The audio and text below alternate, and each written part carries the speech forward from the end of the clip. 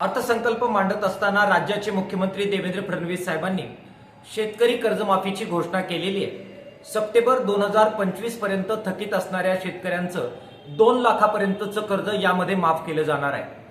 किसान सभेच्या वतीनं या घोषणेचं आम्ही स्वागत करतो। कर्जमाफीची घोषणा होत असताना मात्र पुन्हा समिती स्थापन करून त्या समितीच्या ज्या अटी शर्ती लादल्या जातील त्याचा आधार या कर्जमाफीसाठी घेतला जाईल असे संकेत सुद्धा पात्र शेतकऱ्यांचंच कर्ज माफ होणार आहे असं विधान करून मुख्यमंत्री साहेबांनी दिलेलं आहे। त्याच्याशिवाय 2 लाखाच्या वरचं कर्ज सुद्धा या कर्जमाफीमध्ये धरलं जाणार नाही।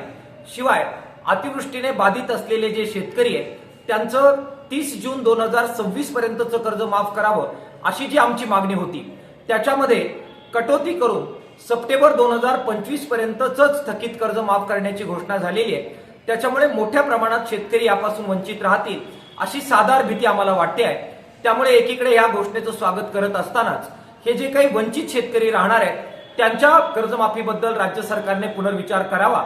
त्याचबरोबर जे नियमित कर्जदार शेतकरी आहेत त्यांचं केवळ 50,000 रुपयाचं प्रोत्साहन अनुदान देऊन त्यांची बळवणूक करण्यात आलेली आहे। त्यांच्यावर हा एक प्रकारचा अन्याय आहे। त्यांच्या कर्जमाफीचा सुद्धा विचार राज्य सरकारने करावा अशा प्रकारची अपेक्षा आणि मागणी आम्ही किसान सभेच्या वतीनं करतो आहोत।